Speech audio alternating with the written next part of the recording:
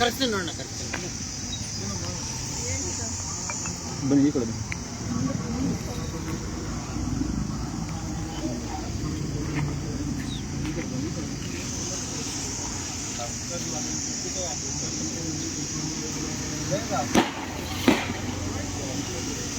ಸ್ವಾಭಿಮಾನಿ ಕನ್ನಡಿಗರೇ ನಮಸ್ಕಾರ. ನಾನು ವೆಂಕಟೇಶ್ ಇವತ್ತು ಕರ್ನಾಟಕ ರಾಜ್ಯ ಯುವ ಘಟಕದ ಕಾರ್ಯದರ್ಶಿ. ಇವತ್ತು ಏನು ನಾವು ಕೋಲಾರ ಗ್ರಾಮಾಂತರ ಪೊಲೀಸ್ ಠಾಣೆ ಮುಂದೆ ಬಂದಿದ್ದೀವಿ. ವಿಚಾರ ಏನು ಅಂತಂದರೆ, ಶ್ರೀನಿವಾಸ್ ಅವರು ಏನು ನಮ್ಮ ಕೋಲಾರ ತಾಲೂಕು ಅಧ್ಯಕ್ಷರಾಗಿರುವಂಥ ಶ್ರೀನಿವಾಸ್ ಅವರು 4 ತಿಂಗಳಿಂದ ಪೊಲೀಸ್ ಠಾಣೆಗೆ ಸುತ್ತಾಡಿ ಅವರ ದೂರನ್ನು ದಾಖಲಿಸಕ್ಕೆ ಸುತ್ತಾಡ್ತಾ ಇದ್ರು. ಯಾವುದೋ ಒಂದು ವಾಹನ ಸಲುವಾಗಿದೆ ಅಂತ. ಸೊ ಅದು ವಿಚಾರವಾಗಿ 4 ತಿಂಗಳಿಂದ ಅಲೆದಾಡ್ತಾ ಇದ್ರು. ಇದುವರೆಗೂ ಯಾರು ತಪ್ಪಿತಸ್ಥರು ಅಪರಾಧಿಗಳಿರ್ತಾರೆ, ಯಾರು ವಾಹನವನ್ನು ವಂಚನೆ ಮಾಡಿ ತಗೊಂಡೋಗಿ ಅಡ ಇಟ್ಟಿರ್ತಾರೋ ಅವ್ರ ಮೇಲೆ ಇದುವರೆಗೂ FIR ದಾಖಲಾಗಿಲ್ಲ. ಆ ವಿಚಾರವಾಗಿ ಇವತ್ತು ನಾವು SP ಅವರು ಕೋಲಾರ ಗ್ರಾಮಾಂತರ ಪೊಲೀಸ್ ಠಾಣೆ ಮುಂದೆ ಬಂದು ನಮ್ಮ ಒಂದು ಏನು ದೂರಿದೆ ಅದನ್ನು ಸ್ವೀಕರಿಸಿ ಇಲ್ಲೇ ಖುದ್ದಾಗಿ ಇಲ್ಲಿ ಏನು ಪೊಲೀಸ್ ಅಧಿಕಾರಿಗಳು, ವೃತ್ತ ನಿರೀಕ್ಷಕರು ಮತ್ತು ಅವರ ಸಿಬ್ಬಂದಿ ಇದ್ದಾರೋ ಅವರು ಯಾಕೆ ಈ ಒಂದು ದೂರನ್ನು ಸ್ವೀಕರಿಸಿ ಅದನ್ನು ಪರಿಶೀಲನೆ ಮಾಡಿ ಅದಕ್ಕೆ FIR ಮಾಡುವಂಥದ್ದು, ಅದಕ್ಕೆ ಸೂಕ್ತ ಕಾನೂನು ಕ್ರಮ ಜರುಗಿಸುವಂಥ ಕೆಲಸ ಯಾಕೆ ಮಾಡಲಿಲ್ಲ ಅನ್ನೋದನ್ನು SP ಅವರು, ಕೋಲಾರ ಜಿಲ್ಲಾ ವರಿಷ್ಠಾಧಿಕಾರಿಗಳು ಯಾರಿದ್ದಾರೆ ನಿಖಿಲ್ ಅವರು ಬಂದು ದಯವಿಟ್ಟು ಇದನ್ನು ಪರಿಶೀಲನೆ ಮಾಡಬೇಕು ಅಂತ ಇವತ್ತು ನಾವು ಸ್ಟೇಷನ್ ಮುಂದೆ ಕೂತ್ಕೊಳ್ಳೋಕ್ಕೆ ಬಂದಿದ್ದೀವಿ. ಇದು ನಾವು ಯಾವುದೇ ರೀತಿ ಪ್ರತಿಭಟನೆ ಅಥವಾ ಹೋರಾಟ ಅಂತ ಬಂದಿಲ್ಲ. ಏನು ಸಂವಿಧಾನದಲ್ಲಿ ನಮ್ಮ ಹಕ್ಕಿದೆ, ಕಾನೂನುಬದ್ಧವಾಗಿದ್ರೂ ಯಾಕೆ ಇದು ನಮಗೆ ತಪ್ಪಿತಸ್ಥರಿಗೆ ಕ್ರಮ ಆಗಿಲ್ಲ ಅನ್ನೋ ಒಂದು ನಿಟ್ಟಿನಲ್ಲಿ ಇವತ್ತು ನಮ್ಮ ಹಕ್ಕನ್ನು ನಾವು ಕೇಳೋದಕ್ಕೆ ಇವತ್ತು ಪೊಲೀಸ್ ಠಾಣೆ ಮುಂದೆ ಬಂದಿದ್ದೀವಿ. ಹಾಗಾಗಿ ದಯವಿಟ್ಟು ಮಾನ್ಯ ಕೋಲಾರ ಜಿಲ್ಲಾ ವರಿಷ್ಠಾಧಿಕಾರಿಗಳು ಈ ವಿಡಿಯೋನ ನೋಡ್ತಾ ಇದ್ರೆ, ಅಥವಾ ನಿಮಗೆ ಈಗಾಗಲೇ ನಿನ್ನೆ ನಿಮ್ಮ ಇಂಟೆಲಿಜೆನ್ಸ್ ರಿಪೋರ್ಟ್ ಏನು ಬಂದಿರುತ್ತೆ, ನಮ್ಮ KRS ಪಕ್ಷದಿಂದ ಈ ರೀತಿ ಕೂತ್ಕೊಳ್ತಾ ಇದ್ದಾರೆ ಇಲ್ಲಿ ಸ್ಟೇಷನ್ ಮುಂದೆ ಅಂತ ನಿಮ್ಮ ಗಮನಕ್ಕೆ ಬಂದಿದ್ರೆ ದಯವಿಟ್ಟು ನೀವೇ ಬಂದು ಇಲ್ಲಿ ಖುದ್ದಾಗಿ ಇದನ್ನು ಪರಿಶೀಲನೆ ಮಾಡಬೇಕು. ಸೊ ಅದರ ಸಂಪೂರ್ಣ ವಿಚಾರ ನಮ್ಮಲ್ಲಿ ದಾಖಲೆಗಳು ಇದೆ, ನಾವು ಕೊಟ್ಟಿರುವಂಥ ಕಂಪ್ಲೇಂಟ್ಸು ಇದೆ. ಅದಾದಮೇಲೆ ಇದರ ಸಂಪೂರ್ಣ ಒಂದು ಏನು ಇದುವರೆಗೂ 4 ತಿಂಗಳಿಂದ ಏನೆಲ್ಲ ಕರೆಸ್ಪಾಂಡಿಂಗ್ ನಡೆದಿದೆ ಅನ್ನೋದು ಒಂದು ನಿಜ.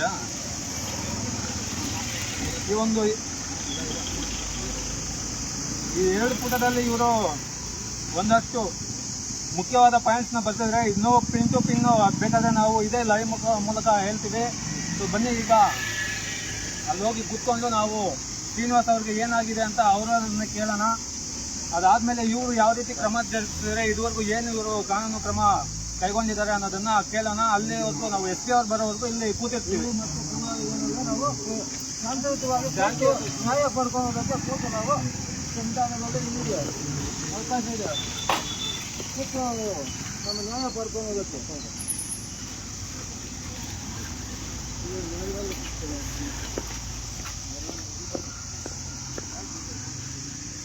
ಇಲ್ಲ. ಅವರು ನಾವು 4 ತಿಂಗಳಿಂದ ಅಲ್ದಾಡ್ತಾ ಇರೋದು ಎಲ್ಲರಿಗೂ ಗೊತ್ತಿದೆ. ಅದು ಇಲ್ಲೇ ಕೂತ್ಕೊಳ್ಳಿ, ಇಲ್ಲಿ ಕೂತ್ಕೊಳ್ಳಿ. ಅವರು ಮಾಡೋಲ್ಲ ಅಂದಾಗ ಇಲ್ಲೇ ಬನ್ನಿ. ಮಾಡ್ತಾ ಇದ್ದಾರೆ ನೋಡಿ. ಕೂಗಾಡಲ್ಲ ಸರ್. ಆಂಬುಲೆನ್ಸ್ ಯಾವ ಕಡೆ ಬರುತ್ತೆ? ಇಲ್ಲೇ ಬರುತ್ತೆ ನೋಡಿ. ಎಲ್ಲ ಬರುತ್ತಾ?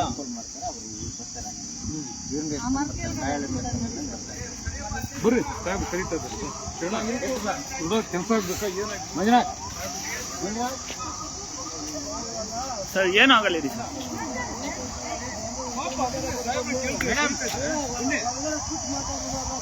ಬನ್ನಿ, ನೀವೇನು ಕೆಲಸ ಆಗಿಲ್ಲ ಅಂದ್ರೆ ನೀನ್ ಮಾಡ್ಬೇಕು. ನೀನ್ ಕೇಳಿದ್ರು ಯಾಕೆ ಇದು ನೋಡಿ ರಿಹರ್ಸಲ್ ನಡೀತಾ ಇದೆ.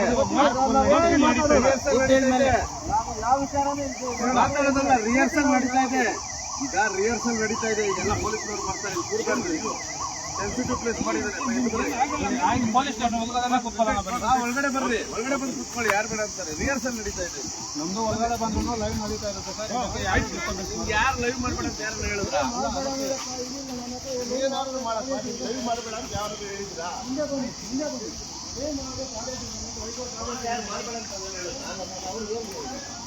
ನಾನು ಮಾಡಬೇಡ ಅಂತ ನೀವು ಹೇಳ್ಬೇಕು.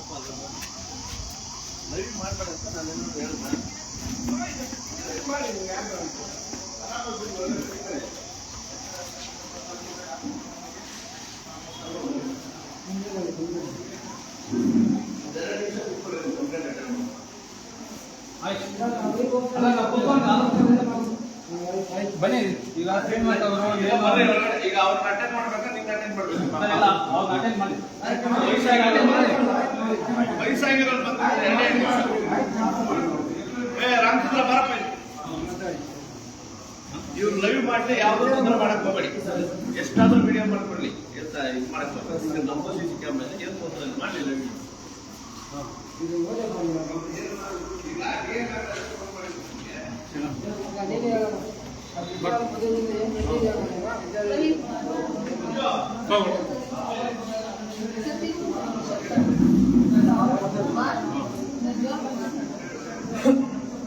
ಈ ಮೇಲ್ಕೊಂಡ ವಿಷಯಕ್ಕೆ ಸಂಬಂಧಿಸಿದಂತೆ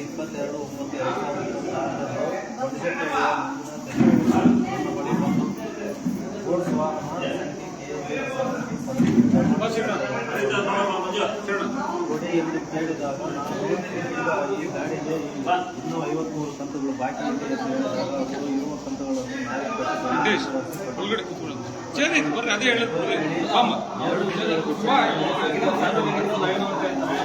ಜೊತೆಯಲ್ಲಿ ಅಶೋಕ್ ಹರೀಶ್ ಆಯುಕ್ತ ಸಹ ಬಂದಿರುತ್ತಾರೆ. ಇವರು ಗಾಡಿ ತೆಗೆದುಕೊಂಡು ಹೋದ ವಿಚಾರ ತಿಳಿಸ್ಕೊಡ್ತಾರೆ ಲೈವ್ ಹೋಗ್ತಾ ಇದೆ ಜನಕ್ಕೆ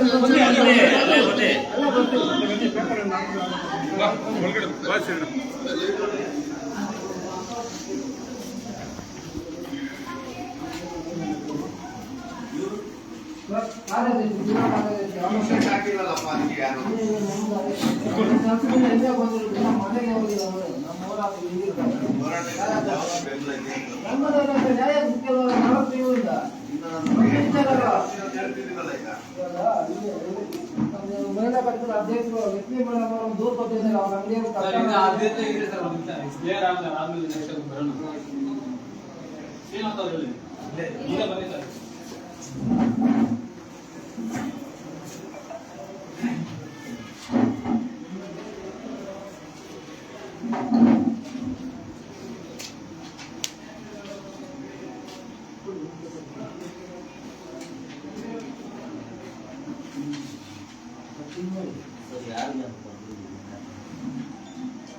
ಅಲ್ಲ ಬರೀ ಅವ್ರಿಗೆ ದೂರ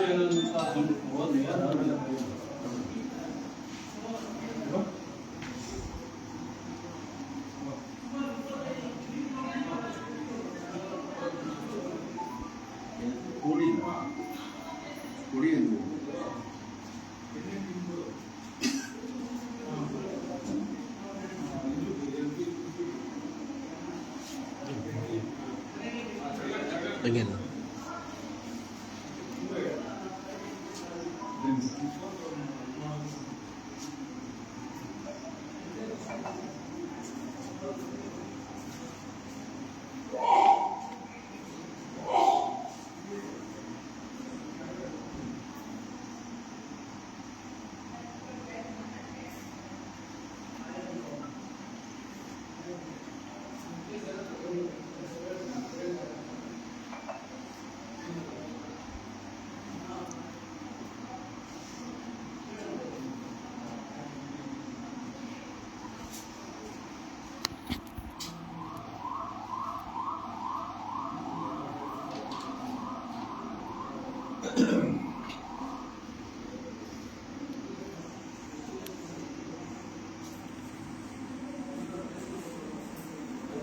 ಇದು ಅದೊಂದು ಯೂರಿಯಲ್ ಆಗಿದೆ ಹಾಗೆ ದಫನ್ ಮಾಡೋದು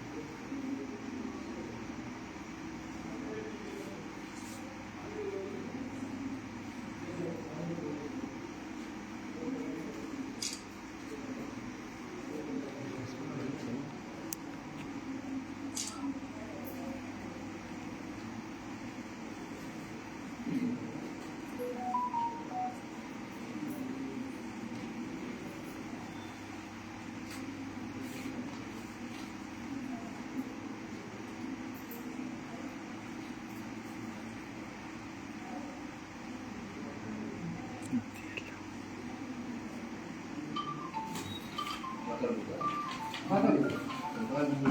ವಿಚಾರವಾಗಿ ಗಾಡಿ ಕೊಟ್ಟಿದ್ದೆ, ಯಾವುದೋ ಗಾಡಿ ಕೊಟ್ಟಿದ್ದೆ, ಅದು NCR ರಿಜಿಸ್ಟರ್ NCR ರಿಜಿಸ್ಟರ್ ಅಂದರೆ NCR ಮೇಲೆ ಕಳಿಸಿ ವಿಚಾರಣೆ ಮಾಡಿ ಈ ಕಡೆ ಮೊದಲು NCR ವಿಚಾರಣೆ ಮಾಡಿ ಗಾಡಿ ಕೊಟ್ಟಬಹುದು, ನೀವು ಗಾಡಿ ಕೊಟ್ಟಿದ್ದಾರೆ. ಆ ವಿಚಾರವಾಗಿ ನಮ್ಮ ಪೊಲೀಸರು 5 ಕಂತು ಇತ್ತು, ಅದು ಸಂಬಂಧಪಟ್ಟಂತೆ ಚೆಕ್ಸು ಕೊಡಿಸಿದ್ದಾರೆ.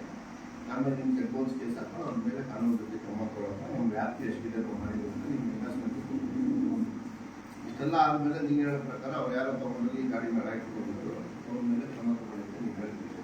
ಅವ್ರ ಮೇಲೆ ನಾವು ಸೂಕ್ತ ಕಾನೂನು ರೀತಿ ಕ್ರಮ ಎಫ್ಐಆರ್ ಮಾಡಿಕೊಡ್ತೀವಿ. ನೋಡೋಣ ಸರ್, ಅಂಗಡಿ ಕಳ್ತನ ಕೇಸು ರಿಜಿಸ್ಟರ್ ಆಗಿದೆ, ತನಿಖೆ ಮಾಡ್ತಾ ಇದ್ರಿ. ಆದಷ್ಟು ಬೇಗ ಅದು CC camera footage CC camera footage ಸಿಕ್ಕಿಲ್ಲ, ನಮಗೆ ಸಿಕ್ಕಿದೆ, ನಾವು ನೋಡಿದ್ವಿ, ಏನು ಗೊತ್ತಾಗಿಲ್ಲ ಅಂತ ಹೇಳಿ ಸಿಸಿ ಕ್ಯಾಮೆರಾ ಫುಟೇಜ್ ಬ್ಯಾಂಕ್ನಲ್ಲಿ ಇದ್ದಿದ್ದು ಅವ್ರು ಮೊದಲಿಗೆ ಮಾತಾಡಿದ್ರು, ಅವ್ರು ಯಾವ ರೀತಿ ಮಾತಾಡಿದ್ರು ಚೆಕ್ ಮಾಡಿದಾಗ ಬೈಕಲ್ಲಿ ಬರಲಾಗಿದೆ, ಯಾವುದೇ ರೀತಿಯಾದಂಥ ಪವರ್ ಡಂಪ್ ಹಾಕೊಂಡಿದ್ದೀವಿ ತನಿಖೆಯಲ್ಲಿ. ಇದು ತಗೊಂಡು ಕಟ್ ಮಾಡೋದು ಆಯ್ತು, ಇದು ತಗೊಂಡು ಯಾವ ಸೆಕ್ಷನ್ ಬರ್ತದೆ, ಹಳೆ NCR ಇದೆಯಲ್ಲ, ಆ NCRಗೆ ಕೋರ್ಟ್ ಪರ್ಮಿಷನ್ ತಗೊಬೇಕಾ ಅಥವಾ ಇದ್ರ ಮೇಲೆ ಎಫ್ಐಆರ್ ಮಾಡ್ಬೋದು ಅಂತ ಅಂತಾರೆ. ADP ಅವ್ರ ಹತ್ರ ವಿಚಾರ ಮಾಡಿ ಅದ್ರ ಮೇಲೆ ಒಂದು ಕಾನೂನು ರೀತಿ ನೋಡ್ಕೊಂಡು ಎಫ್ಐಆರ್ ಮಾಡಿ. ಸ್ವಲ್ಪ ನಾನೀಗ ADP ಅವ್ರ ಹತ್ರ ಒಪಿನಿಯನ್ ತಗೊಳ್ತಾರೆ. ಎರಡನೇದು ಹಳೆ NCR ಮೇಲೆ ಎಫ್ಐಆರ್ ಮಾಡಿ ಕೋರ್ಟ್ ಪರ್ಮಿಷನ್ ತಗೊಳ್ಬೋದು. ಅದರಲ್ಲಿ ಸಂಜೆ 5 ಗಂಟೆವರೆಗೂ ಕಾಲಾವಕಾಶ ಬೇಕು. 5 ಗಂಟೆಗೆ ನಿಮಗೆ ಎಫ್ಐಆರ್ ಮಾಡಿ ಆಯ್ತಾ? ನಿಮ್ಗೆ ಎಫ್ಐಆರ್ ಕಾಪಿ ಕೊಡ್ತೀರಿ, ತನಿಖೆ ಮಾಡ್ತೀರಿ. ಅದು ಸಂಬಂಧಪಟ್ಟಂಥ ಸೂಕ್ತ ದಾಖಲಾತಿಗಳು ನಿಮಗೆ ಹಾಜರುಪಡಿಸಿದ್ರೆ ತನಿಖೆಗೆ ಸಾಕಾಗ್ತದೆ. ಅದು ಮುಂದಿನ ಅಷ್ಟೇ. ಇನ್ನೆಲ್ಲಿ ಇದಕ್ಕೊಂದಲ್ಲ, ಇಲ್ಲಿಗೆ ಮುಗಿದು ನಾವು ತರಿಸಿ ಇವ್ರು ತರಿಸಿ ಮಾತಾಡೋದು ಮಧ್ಯवर्ती ಕೆಲಸ ನಾವು ಮಾಡೋದಿಲ್ಲ. ಏನೋ ಒಂದು ಮಾನಸಿಕ ದೃಷ್ಟಿಯಿಂದ ಮಾಡಿದ್ರಿ, ಗಾಡಿನೂ ಕೊಡಿಸಿದ್ರಿ, ಚೆಕ್ಸು ಕೊಡಿಸಿದ್ರಿ, ಚೆಕ್ಸು ಕೊಡಿಸಿದ್ರಿ. ಅದ್ರ ಮೇಲೆ ನೆಕ್ಸ್ಟ್ ಈಗ ಎಫ್ಐಆರ್ ಮಾಡಕ್ಕೆ ಆ ಚೆಕ್ಸ್ ಬ್ಯಾಂಕ್ಗೆ ಇಲ್ಲ, 6 ವರ್ಷ ಆಗಿದೆ. ನಾವು ಬ್ಯಾಂಕಲ್ಲಿ ಎಲ್ಲ ಅದರಲ್ಲಿ ಹೋಗಿ ಕೇಳಿದ್ದೀವಿ, ಇಂಥ ಚೆಕ್ ಯಾರೋ ಕೊಟ್ಟಿದ್ದು ಪೇಪರ್ ಬಿಸಾಕೋದು ಹೋಗ್ತಾರೆ. ಆ ಥರ ಚೆಕ್ ಕೊಟ್ಟಾಗ ಯಾವ ರೀತಿ ಕಾನೂನು ಕ್ರಮ ತಗೊಳ್ಬೇಕು ಅಂತೇಳಿ ನೀವು ಲೀಗಲ್ ಅಡ್ವೈಸರ್ ಇದ್ದ ಅವ್ರ ಜೊತೆ ಸೂಕ್ತ ಸಲಹೆ ತಗೊಂಡು ಅದ್ರ ಮೇಲೆ ಯಾವ ರೀತಿ ಕೇಸ್ ಮಾಡಬೇಕು ಅದು ಒಂದು ಅಲ್ಲ. ಈಗ ಚೆಕ್ಸ್ ಕೊಡ್ತಿದ್ದು ಇವರು ಯಾರು ಮುನಂತಪ್ಪ ಅವರು ಹೆಸರು ಮುನಂತಪ್ಪ ಇದ್ರಲ್ಲ, ಅವ್ರ ನೇತೃತ್ವದಲ್ಲಿ ಕೊಡ್ತಿರೋದು, ಅವ್ರು ಹೆಂಗ್ ತಗೊಳಕ್ಕೆ ಅವ್ರು ಕೊಡ್ಸಕ್ ಸಾಧ್ಯ ಆಗುತ್ತೆ? ಈಗ ಅದೇ ಹೇಳ್ತೀನಲ್ಲ, ನೀವು ಹಣಕಾಸು ವಿಚಾರ ಅಂತ ಅವತ್ತು ಸ್ಟಾರ್ಟಿಂಗ್ ನೀವು ಎಂಡರ್ಸ್ಮೆಂಟ್ ಕೊಟ್ಟು ಕಳಿಸಿದ್ರೆ ನಮಗೆ ಪರಿಸ್ಥಿತಿ ಬರ್ತಿಲ್ಲ. ದೈವಾದ ಎಲ್ಲ ತಿಳ್ಕೊಂಡಿದ್ದೀವಿ. ದುಡ್ಡು ಕಾಸು ವಿಚಾರ ಇದು ನಮ್ಮ ವ್ಯಾಪ್ತಿಗೆ ಬರೋದಿಲ್ಲ ಅಂತ ಹೇಳಿ ಕೊಟ್ಟು ಕಳಿಸಿದ್ರೆ ನಾವು ಸರಿ ಹೋಗಿದ್ದು. ಏನೋ ಮಾನವೀಯತೆ ದೃಷ್ಟಿಯಿಂದ ತಗೊಂಡು ಮಾತಾಡಿ ಕಳಿಸಿ ಚೆಕ್ಸ್ ಕೊಟ್ಟಿದ್ದಾರೆ. ಚೆಕ್ಸ್ ತಗೋಬೇಕಾದ್ರೆ ನೀವು ಸ್ವಲ್ಪ ಜ್ಞಾನಯುತವಾಗಿ ಅದು ಗೊತ್ತಿಲ್ಲ ಗೊತ್ತಿರ್ಬೇಕ ಅಥವಾ ಇದು ಯಾವ ಬ್ಯಾಂಕು ಏನು ಅಂತ ನೋಡ್ಬೇಕಾದ್ರೆ ನಿಮ್ಮದು ಕೆಲಸ ಇರ್ತದೆ. ನೀವು ತಗೊಂಡು ಹೋದ್ರು ಅರ್ಥ ಆಯ್ತು. ನೀವು ಬಂದಿದ್ರು, ನಮ್ಮಲ್ಲಿ ವೆಂಕಟೇಶ್ ಅವರು ಬಂದಿದ್ರು, ನೀವು ಇಲ್ಲ ಯಾರು ಬಂದಿದ್ರು ತಿಳ್ಕೊಳ್ಳಿ. ಈಗ ಅಂತ ಚೆಕ್ಸ್ ಕೊಟ್ಟಾಗ ಇದ್ರ ಮೇಲೆ ಏನ್ ಕ್ರಮ ತಗೊಂಬೋದು ಅಂತ ನೀವು ಲೀಗಲ್ ಅಡ್ವೈಸ್ ಕೇಳ್ಕೊಳ್ಳಿ. ಅದೇ ರೀತಿ ಅದ್ರ ಮೇಲೂ ಕಂಪ್ಲೇಂಟ್ ಕೊಡಿ, ಅದು ಒಂದು ಕೇಸ್ ಮಾಡಿ.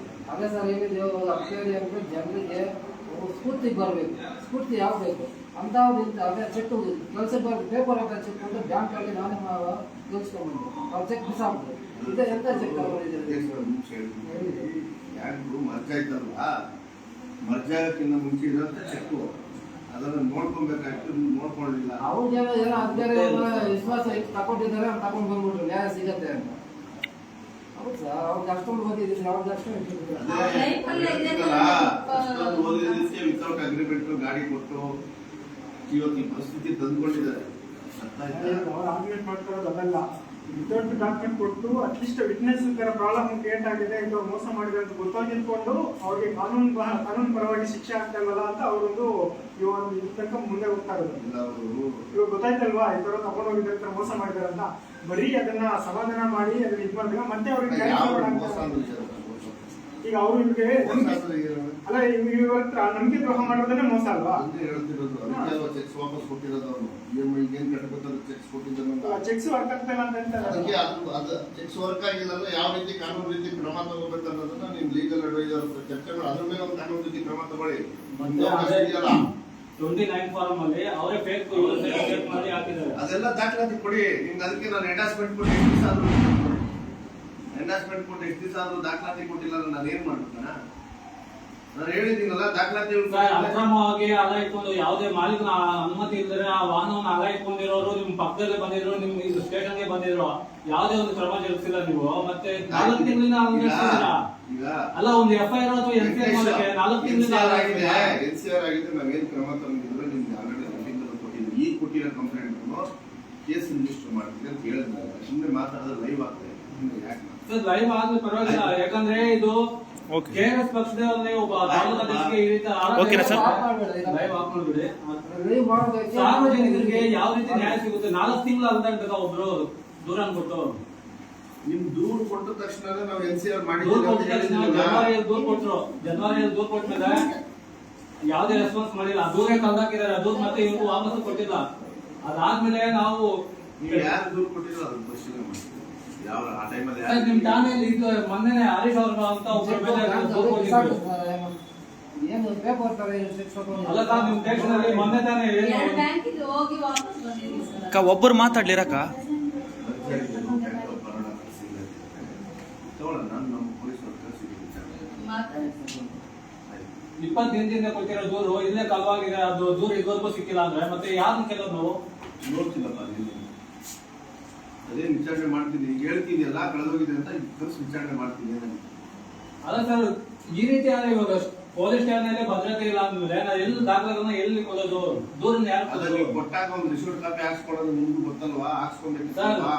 ಮುನಿಯಂತಪ್ಪ ಸರ್ ಇಲ್ಲೇ ಇಷ್ಟೆಲ್ಲ ಗೊತ್ತಿರೋರು, ಇಷ್ಟೆಲ್ಲ ತಿಳುವಳಿಕೆ ಇರೋರು ಸ್ಟೇಷನ್ ಅಲ್ಲಿ ಯಾವ್ದಾರ ಕಂಪ್ಲೇಂಟ್ ಕೊಟ್ಟಾಗ ದಯವಿಟ್ಟು ಒಂದು ರಿಸೀಟ್ ಕಾಪಿ ಹಾಕ್ಸ್ಕೊಡೋದ ಕಲ್ತ್ಕೊಳ್ಳಿ. ಅದು ಮಾಡ್ಬೇಕಿತ್ತಲ್ವಾ?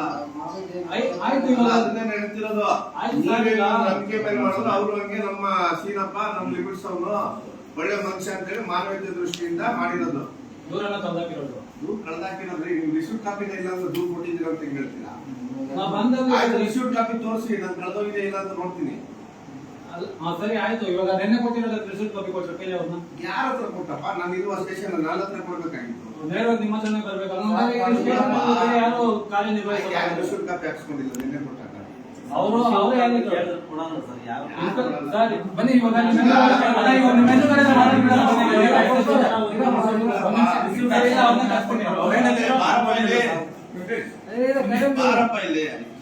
ಅವ್ರನ್ನ ಕಸ್ಬಿಡ್ತೀನಿ. ಅವ್ರೇನಿದ್ರು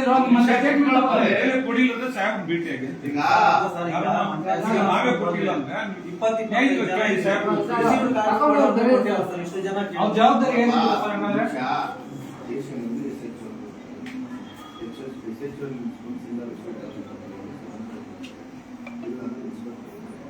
ಇನ್ಸ್ಪೆಕ್ಟರ್ ಪ್ರಶ್ನೆ ಮಾಡಬೇಕು. ನಾನು ಸರಿ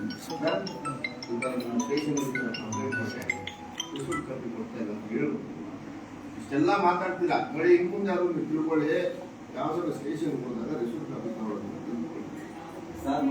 ಜನ ಹೋಗಿ ಶ್ರೀನಿವಾಸ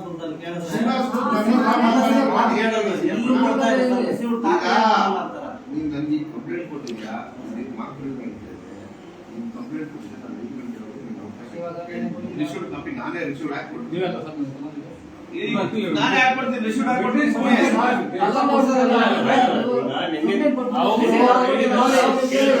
ಯಾರು ಅಂತ ನೀವು ಹೇಳಿದ್ರೆ ನಾನು ಕೇಳ್ತಾರೆ. ಈಗ ರಮೇಶ್ ಅವರು ನೈಟ್ ಡ್ಯೂಟಿ ಅವ್ರೆ, ನೀವು ಲಿಖಿತವಾಗಿ ಕೊಡಿ. ಅದನ್ನು ನಾನು ಕೇಳ್ಕೊಡ್ತೀನಿ ಸಂದೇಶ. ಅಂದ್ರೆ ಕಾನೂನಲ್ಲಿ ಅವ್ರಿಗೆ ಯಾವ್ದು ಸುತ್ತಲ್ಲ.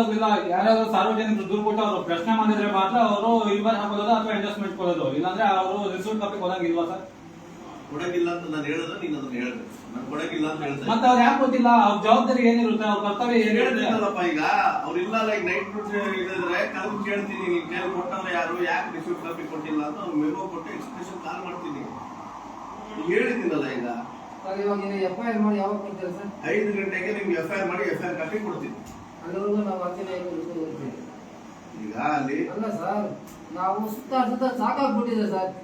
ನ್ಯಾಯ ನಮ್ಗೆ ಸಿಕ್ಕಲ್ಲ. ಸಾವಿರ ಜನ ಅದಕ್ಕೆ ಪೊಲೀಸ್ ಸ್ಟೇಷನ್ ಹೋದ್ರೆ ನ್ಯಾಯ ಸಿಗಲ್ಲ ಅಂತ ಅಲ್ಲೂ ತೋಡ್ಕೊಂಡು. ಸ್ಟೇಷನ್ ಬಗ್ಗೆ ನೀವು ತಿಳ್ಕೊಂಡ್ಬೇಡಿ, ಜನ ಕೇಳಿ, ಮನೆ ನಡೆ ಕೇಳಿ ನಮ್ಮ ಬಗ್ಗೆ, ನಮ್ಮ ಸ್ಟೇಷನ್ ಬಗ್ಗೆ ಯಾವ ಅಭಿಪ್ರಾಯ ಇದೆ ಅಂತ ಆಮೇಲೆ ಮಾತಾಡಿ. ಇದಕ್ಕೆ 4 ತಿಂಗಳು ನಾವು ಸುಮ್ಮನೆ ಇದ್ದೀವಿ ಸರ್. ಅಲ್ಲ ಕೇಳಿ, ನೀವು ಕೇಳ್ಬಿಟ್ಟು ನಮ್ಮ ಬಗ್ಗೆ ಆಗಿರ್ಬೋದು ನಮ್ಮ ಸ್ಟೇಷನ್ ಬಗ್ಗೆ ಆಗಿರ್ಬೋದು ನೀವು ಗ್ರಾಮದಲ್ಲೇ 5 ಗಂಟೆಗೆ ಹೇಳಿದ್ದೇವಲ್ಲ, ನಾನು 5 ಗಂಟೆಗೆ ಏನ್ ನ್ಯಾಯ ಕೊಡಿಸ್ತಾರೆ ಅಂತ ಲೈವ್ ಜನ ನೋಡ್ತಾ ಇರ್ತಾರೆ, ಅಧಿಕಾರಿಗಳು ನೋಡ್ತಾ ಇರ್ತಾರೆ. ಈಗ ನಾವು ಮಾತಾಡಿದ್ಮೇಲೆ ಆ ಮಾತು 5 ಗಂಟೆಗೆ ನಾನು ನಿಮ್ಮ ಮೇಲೆ ಅದ್ರ ಒಪಿನಿಯನ್ ತಗೊಂಡು ನಿಮ್ಗೆ ಎಫ್ಐಆರ್ ಮಾಡಿ ಕೊಡ್ತೀನಿ. ಸರಿ ಆ ಚೆಕ್ದೇನಿಲ್ಲ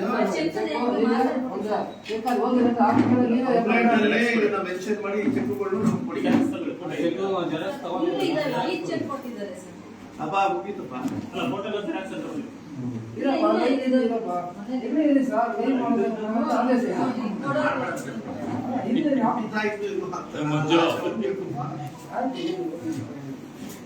ಒಂದು ಜೆರಾಕ್ಸ್ ತಗೊಂಡ್ಬಿಡಿ ಸಿನ್ನಪ್ಪಣ. ಇದೆಯಾ? ಇದೆಲ್ಲವನ್ನು ಫೈಲ್ಗೆ ಕಂಪ್ಲೇಂಟ್ ಜೊತೆಗೆ ತಗೊಳಪ್ಪ. ಈ ರೀತಿ ಎಲ್ಲ ಕೊಟ್ಟು ಮೋಸ ಮಾಡಿದ್ದಾರೆ ಅಂತ ಮಾಡ್ತೀನಿ. ಇದನ್ನ ಎಷ್ಟು ಚೆಕ್ ಕೊಟ್ಟಿದ್ದಾರೆ? ಕೊಡ, 5 ಕೊಡು. ತಗೊಂಬ ನಮಗೆ ಇದು ಮಾಡಕ್ ಹೋಗಲ್ಲ. ಪ್ರತಿಯೊಂದು ದಾಖಲಾತಿಗಳನ್ನ ತಗೊಂಡ್ ಬಾ. 29 ಫಾರ್ಮ್ ಯಾವ್ದೋ ಹೇಳ್ತಾರಲ್ಲ ವೆಂಕಟೇಶ್ವರು ಫೇಕ್ ಸೈನ್ ಹಾಕಿದ್ದಾರೆ ಅಂತ ಆ ಕಾಪಿ ತಗೊಂಡ್ಬರ್ರಿ.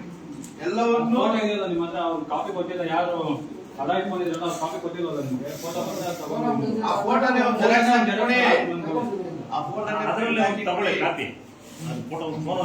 ಆಯ್ತು, ಇದು ವಿಚಾರ ಇಷ್ಟೇ.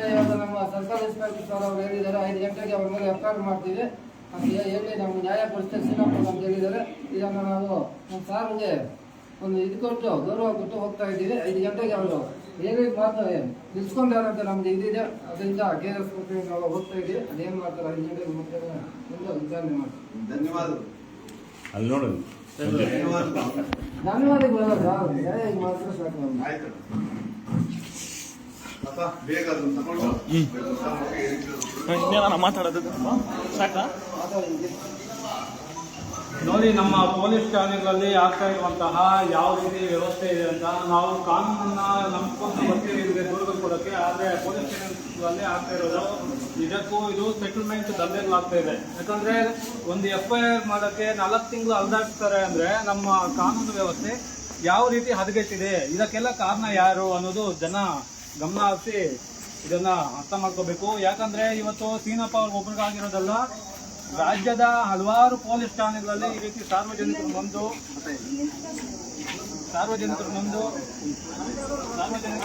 ಯಾವ ರೀತಿ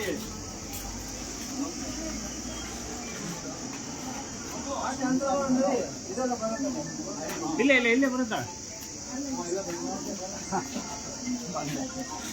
ಓಕೆ, ಲೈವ್ ಆಫ್ ಮಾಡ್ಲಾ?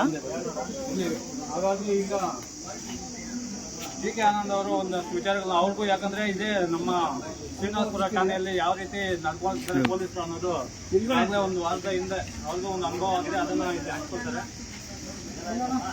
ನಮಸ್ಕಾರ.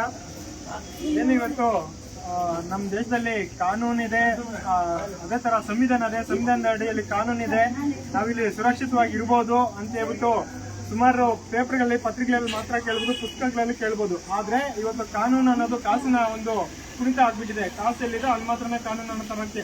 ಅಂದ್ರೆ ಏನೇ ಅಪಚಾರ ಅನಾಚಾರ ಏನೇ ಮಾಡಿರ್ಲಿ ಅವನ ಹತ್ರ ಕಾಸಿಗೆ ಅಂತ ಹೇಳಿದ್ರೆ ಅದು ಯಾವುದೇ ಒಂದು ಅಪರಾಧ ಅವ್ರ ಮೇಲೆ ಇರುವಂತಹ ವ್ಯವಸ್ಥೆ ಇವತ್ತು ನಮ್ಮ ರಾಜ್ಯದಲ್ಲೇ ಎಲ್ಲೂ ಕಾಣ್ತಾ ಇಲ್ಲ. ಇದನ್ನ ಏನಿವತ್ತು ಕಾನೂನಿನ ಸುವ್ಯವಸ್ಥೆಗೆ ಅಂತ ಹೇಳ್ಬಿಟ್ಟು ಇವತ್ತು ಠಾಣೆಗಳಂತ ಏನಿದೆ, ಈ ಠಾಣೆಗಳಲ್ಲಿ ನಡೀತಿರುವಂತಹ ಅವ್ಯವಹಾರಗಳು ಇವಾಗಲಿಂದನೇ ಇವತ್ತು ಸಾರ್ವಜನಿಕರು ತುಂಬಾ ಬೇಸತ್ತು ಹೋಗ್ತಾ ಇದ್ದಾರೆ. ಇದರಿಂದ ಕಾನೂನಿನ ಸುವ್ಯವಸ್ಥೆ ಅಭದ್ರತೆನೂ ನಡೀತಾ ಇದೆ. ಎಲ್ಲೇ ಹೋಗ್ಲಿ ಯಾವ್ದೇ ಸಾರ್ವಜನಿಕವಾಗಿ ಒಬ್ಬ ವ್ಯಕ್ತಿ ಬಂದ್ರೆ ತಮ್ಗೆ ಕಾನೂನಲ್ಲೇ ಸ್ವಲ್ಪ ಒಂದು ಹಕ್ಕುಗಳಿರುತ್ತೆ, ಸಂವಿಧಾನದಲ್ಲೂ ಹಕ್ಕುಗಳಿರುತ್ತೆ. ಇವೆಲ್ಲ ನಂಬ್ಕೊಂಡು ಮೆಟ್ಲತ್ತಿದ್ರೆ, ಪೊಲೀಸ್ ಸ್ಟೇಷನ್ ಮೆಟ್ಲತ್ತಿದ್ರೆ ಅಲ್ಲಿ ಸಿಗ್ತಾ ಇರುವಂತಹ ಗೌರವ ಅವ್ರ ಮಾನಕ್ಕೆ ಧಕ್ಕೆ ಹಾಗೂ ಇದು ಏನಕ್ಕಪ್ಪ ಈ ಒಂದು ವ್ಯವಸ್ಥೆ ಈ ತರ ಒಂದು ಇದು ಅಂತ ಅವಮಾನ ಆಗ್ತಾ ಇರೋದೇ ತಪ್ಪ ಅವ್ರಿಗೆ ನ್ಯಾಯ ಸಿಗ್ತಿರುವಂತಹದ್ದು ಕಾಣ್ತಾನೆ ಇಲ್ಲ. ಎಲ್ಲೂ ಸಾರ್ವಜನಿಕವಾಗಿ ಎಲ್ಲಾದ್ರೂ ಹೋಗಿ ವಿಚಾರಿಸಿ ಲೈವ್ ಅಲ್ಲಿ ಕೇಳಿದ್ರು ಪ್ರತಿಯೊಬ್ರು ಕಾನೂನು ಮೇಲೆ ಬೇಸರ ವ್ಯಕ್ತಪಡಿಸೋರ ತಪ್ಪ, ಮತ್ತೆ ಪೊಲೀಸ್ ಠಾಣೆಗಳ ಮೇಲೆ ಅಗೌರವ ತೋರಿಸೋರ ತಪ್ಪ. ಗೌರವದಿಂದ ಕಾಣೋರು ಅವ್ರನ್ನ ಗೌರವದಿಂದ ನೋಡೋದಕ್ಕೆ ಆಗ್ಲಿ, ಅವ್ರ ಮೇಲೆ ಒಂತಹ ಗೌರವವಾದಂತಹ ಮಾತುಗಳನ್ನ ಹೇಳೋದಾಗ್ಲಿ ಇತ್ತೀಚೆಗೆ ಎಲ್ಲೂ ಕಾಣ್ತಾ ಇಲ್ಲ. ಯಾರೋ ಇರ್ತಾರೆ ಕೆಲವರು, ಅದೇ ಅಂತ ಇದರಲ್ಲಿ ಪಳಗಿರೋಂಥವ್ರು, ಅವ್ರನ್ನೇ ನಂಬ್ಕೊಂಡು ಸ್ವಲ್ಪ ಕಾಸು ಕೈ ಇದು ಮಾಡ್ಕೊಂಡಿರೋಂಥವ್ರು ಅವ್ರ ಮಾತು ಬಿಟ್ಕೊಳ್ತಾರೆ ಕೆಲವರು ನಡೀತಾ ಇದ್ದಾರೆ. ಇದೇ ರೀತಿ ಕಳೆದ ದಿನಗಳಿಂದ ಏನು ನಮ್ಮ ಶ್ರೀನಿವಾಸ ಅವರು ಒಂದು ದೂರಿಗೆ 4 ತಿಂಗಳಿಂದ ಓಡಾಡ್ತಾ ಇದ್ದಾರೆ ಅಂತ ಹೇಳಿದ್ರೆ ಇವತ್ತು ಮನನೊಂದು ಅವರು ಮನಸ್ಸಲ್ಲಿರೋ ನೋವುಗಳನ್ನ ಧೈರ್ಯವಾಗಿ ಮಾತನಾಡೋ ತನಕ ಠಾಣೆಗಳಲ್ಲಿ ಸ್ಪಂದನೆ ಆಗ್ತಾ ಇಲ್ಲ ಅಂತೇಳಿ ಇವತ್ತು ಎಲ್ಲ ನಮ್ಮ ಪಕ್ಷದ ಸೈನಿಕರು ಬೇಸರ ಪಡ್ಕೊಂಡು ಇವತ್ತು ಇಲ್ಲಿ ಬಂದಿದ್ದೀವಿ. ಏನಕ್ಕಪ್ಪ ಅಂತ ಹೇಳಿ ಕಾನೂನು ನಂಬ್ಕೊಂಡು ಇಲ್ಲಿ ಬರ್ತೀವಿ. ಅಟ್ಲೀಸ್ಟ್ ಒಬ್ರಿಗಾಗಿರೋ ಅನ್ಯಾಯ ಮತ್ತೊಬ್ರಿಗೆ ಆಗ್ಬಾರ್ದು ಅಂತ ಹೇಳಿದ್ರೆ ಕಾನೂನು ಸೂಕ್ತವಾದ ಕ್ರಮ ಜರುಗಿಸಿದ್ರೆ ಇದನ್ನ ಎಲ್ಲ ಕಡೆಯಿಂದನೂ ನಿಭಾಯಿಸ್ಕೊಂಡ್ ಬರ್ಬೋದು. ಆದ್ರೆ ಪ್ರತಿದಿನ ಕಾನೂನಿದ್ದು ಕಚೇರಿಗೆ ಎಲ್ಲ ಇದ್ಕೊಂಡು ಅಕ್ರಮಗಳು ನಿರಂತರವಾಗಿ ನಡೀತಾ ಇದೆ ಅಂತ ಹೇಳಿದ್ರೆ ಇಲ್ಲಿ ಏನು ಅಪರಾಧಿಗಳಿಗೆ ಯಾವುದೇ ಶಿಕ್ಷೆ ಆಗ್ತಾ ಇಲ್ಲ, ನಿರಪರಾಧಿಗಳಿಗೆ ಆಗ್ತಾರೋ ಗೌರವ ಅಗೌರವದಿಂದ ಇಲ್ಲಿ ಕಾನೂನು ಮೆಟ್ಲತ್ತೋದು ಸುಮಾರು ಜನ ಬಿಟ್ಬಿಟ್ಟಿದ್ದಾರೆ. ಎಷ್ಟೋ ಜನ ಆಚೆಗಳ ಆಗುವಂತಹ ದೊಂಬಿ ದೊರಡೆಗಳನ್ನ ಕಾನೂನಿನ ಗಮನಕ್ಕೂ ಕೂಡ ತರದಿರನೆ ಅಲ್ಲೇ ಇತ್ಯರ್ಥ ಮಾಡುವಂತಹ ಇದಾಗ್ತದೆ. ಏನಕ್ಕಪ್ಪ ಅಂದ್ರೆ ಇಲ್ಲಿ ಬಂದ್ರು ಇದೇ ಆಗೋದು, ಏನು ನ್ಯಾಯ ಸಿಗಲ್ಲ, ಇಲ್ಲಿ ಬಂದ್ರು ಸಮಾಧಾನ ಮಾಡುವಂತದ್ದು. ಈ ಸೆಂಟ್ರಲ್ ಇದನ್ನ ಹೇಳ್ತಾರೆ ನೋಡಿ, ದಲ್ಲಾಳಿ ವ್ಯವಹಾರ ತರ ಅಂತ ಹೇಳ್ಬಿಟ್ಟು ಅವ್ರಿಗೂ ನ್ಯಾಯ ಸಿಗಲ್ಲ, ತಪ್ಪು ಯಾರ್ದಂತಾನೆ ಹುಡುಕಾಡುವಂತಹ ಪರಿಸ್ಥಿತಿನೇ ಇಲ್ಲಿ ಕಾಣ್ತಾ ಇಲ್ಲ.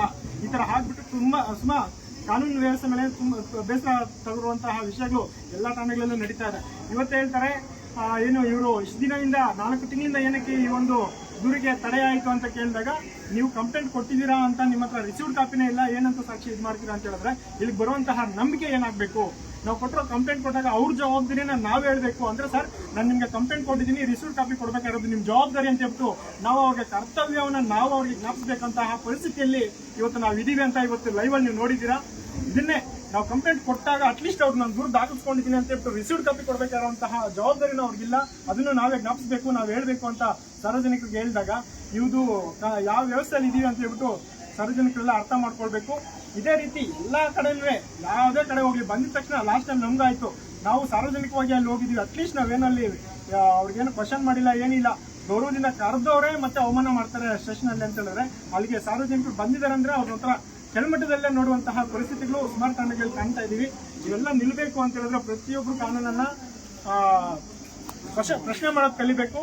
ತಮಗೆ ಇರುವಂತಹ ಹಕ್ಕುಗಳನ್ನ ದುರುಪಯೋಗ ಪಡ್ಕೊಳ್ದಿರ ಮಾತನಾಡುವಂತಹ ಒಂದು ಕಲೆನ ಎಲ್ಲರೂ ಕಲಿಬೇಕಂತ ನಮ್ಮ ಪಕ್ಷದಿಂದ ಪ್ರತಿಯೊಂದು ಸರಿನೂ ಕೇಳ್ತಾ ಇದೀವಿ. ಇದಕ್ಕೆ ಬೇಕಾಗಿರುವಂತಹ ಮಾಹಿತಿನೂ ತಗೋಬೇಕು, ತಗೊಂಡಾದ್ಮೇಲೆ ಮೆಟ್ಲತ್ತಿ ಅಂತ ಹೇಳ್ಬಿಟ್ಟು ನಾವು ಕೇಳ್ತಾ ಇದೀವಿ. ನಮಸ್ಕಾರ.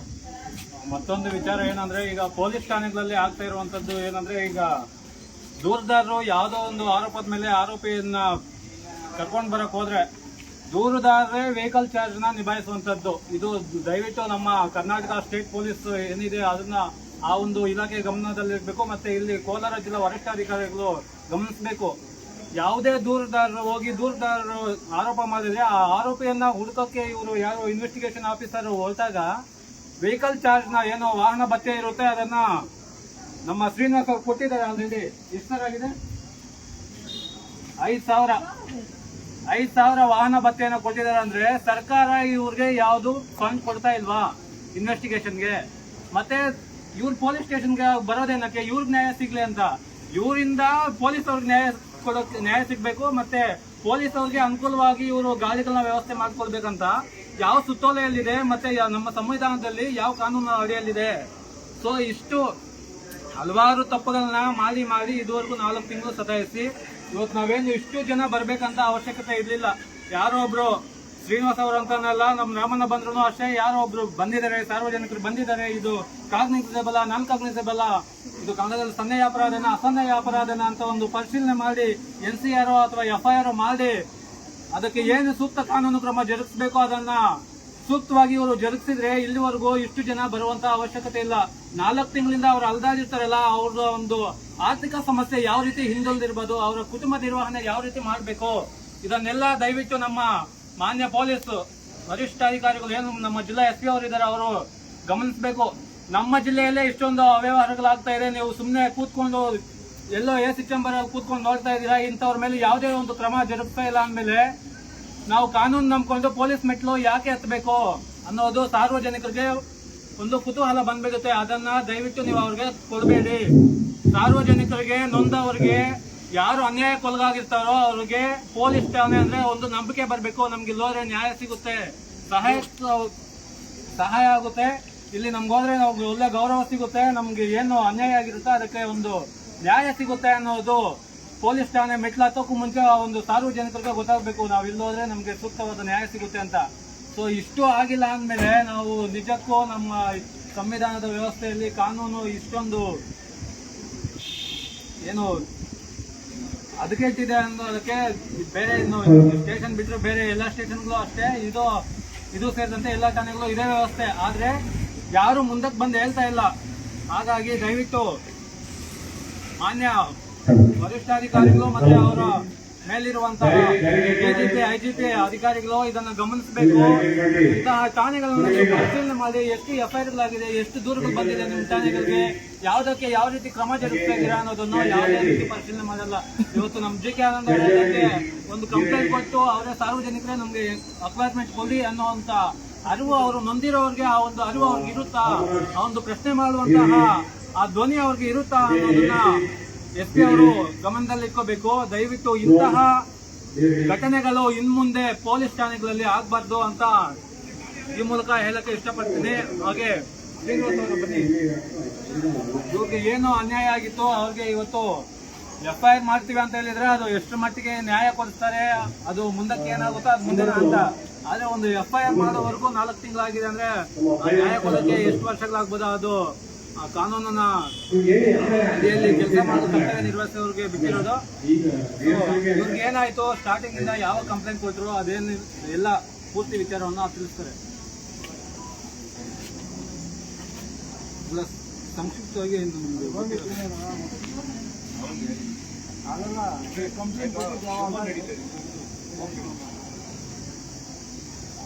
ಅವ್ರೇನು ಹೇಳಕ್ಕೆ ಇಲ್ಲಿ ಏನು ರಿಯಾಸಲ್ ನಡೀತಾ ಇದೆ, ಡೆಮೋ ಅಂದ್ರೆ ಸೇಫ್ ಝೋನ್ ಅಂತ ಏನೋ ಒಂದು ಮಾಡ್ತಾ ಇದಾರೆ. ಸೊ ಅದಕ್ಕಾಗಿ ಇವಾಗ ಅವ್ರಿಗೆ ಮಾತಾಡಕ್ಕೆ ಅವಕಾಶ ಇಲ್ಲ. ಹಾಗಾಗಿ ನಾವು ಇದನ್ನ ಏನು ನಾವು ಕಂಪ್ಲೇಂಟ್ ಒಂದಷ್ಟು ಸಂಕ್ಷಿಪ್ತವಾಗಿ ಬರ್ತಿದ್ದಾರೆ, ಅದನ್ನ ನಾವು ಫೇಸ್ಬುಕ್ ಅಲ್ಲಿ ಪೋಸ್ಟ್ ಮಾಡ್ತೀವಿ. ಇದಕ್ಕೆ ನಿಜವಾಗ್ಲೂ ಕಾಗ್ನಿಸಬಲ್ ಅಫೆನ್ಸ್, ಇದಕ್ಕೆ FIR ಹಾಕಬೇಕು ಇತ್ತು, ಇದು ಇಷ್ಟೊತ್ತಿಗೆ ಅವ್ರಿಗೆ ಶಿಕ್ಷೆ ಆಗಬೇಕಿತ್ತು ಅನ್ನೋದು ನಮ್ಮ ಗಮನಕ್ಕಿದೆ. ಆದರೆ ಸಾರ್ವಜನಿಕರು ಮತ್ತೆ ಇಲ್ಲಿ ಯಾರು ನಮ್ಮ ಲೈವ್ ನ ನೋಡ್ತಾ ಇರುವಂತಹ ಕಾನೂನಿನ ಹಸ್ತಂತವರು ಇದ್ದಾರೋ ಅವರು ದಯವಿಟ್ಟು ಹಾಗಾಗಿ 5 ಗಂಟೆಗೆ FIR ಕೊಡ್ತೀವಿ ಅಂತ ಹೇಳಿದ್ದಾರೆ.